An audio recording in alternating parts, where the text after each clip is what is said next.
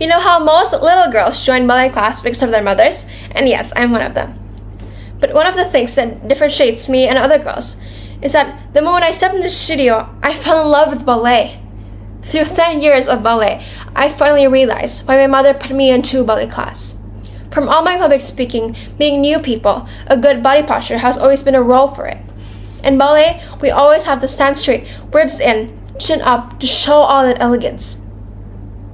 And it also disciplines my posture. But why? Why do I care about my posture so much? Imagine a fashion show.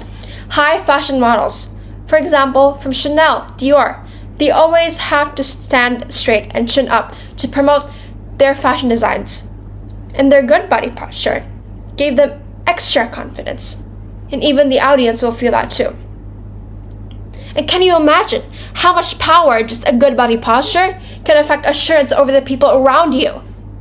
When you stand tall, chin up, shoulders back, you are perceived to be more confident. You are now commanding, and you are seen as a leader. But is it useful in our daily lives? Of course. Every time we want to meet new people, one thing we desired is always a good first impression, isn't it? Our posture is one of the first things people notice about us, and it can affect how we are perceived, because good posture conveys confidence, poise, and even professionalism, while poor posture can suggest insecurity, lack of confidence, and even laziness. Through the strictness and the challenges, and even the etiquette, it gave me grit. But first, what is grit? Grit is about passion and perseverance. But what does it have to do with ballet? Here's the thing. When you see a ballet performance, you see grace, you see beauty, you see perfection. But what you don't see is the countless hours of hard work, sweat, and tears that go into every single movement. And grit is very much involved in it. In ballet, there are many challenges that dancers will overcome. We need the discipline and patience to perfect our technique.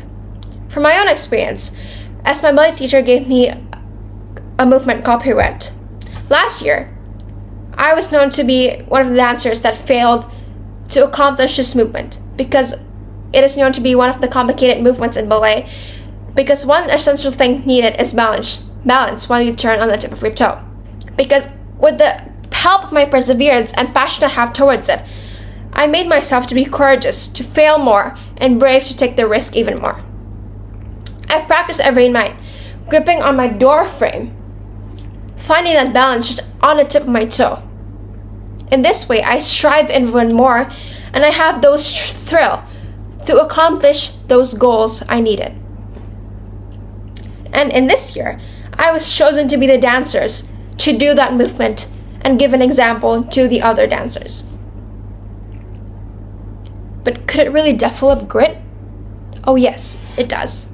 I learned to embrace challenges and view failure as an opportunity to learn and grow. I learned to set goals and work towards them, even when it's difficult. It also made me realize how success is not all about luck and natural talent, but it's all about hard work and dedication you put to it. And one of my favorite authors, Angela Lee Duckworth, she speaks about grit.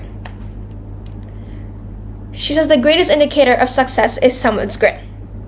She also mentioned her analogy on grit. She says that life is a marathon. Life is not a sprint. While a lot of people in our generation had been sprinting, which is why we need patience. And I got patience, and I'm still improving with it through growth mindset. In ballet, we always get criticized on every slightest detail, but it creates a growth mindset so that we see the good in them, and our workforce become energized and motivated to improve. And people with growth mindset, we magnify the good and we thankful for the bad. The journey toward mastering ballet can be challenging, but it teaches me to be a better me, and it teaches me to be fearless, because it also pushes me to be on stage at a very young age. And how could I live through those fears? Because I live to a quote that my parents always told me, which is, don't worry about failure. Worry about the chances you miss when you don't even try. So never risk your opportunities over the things you're afraid of or over laziness. Can you imagine how risky that is?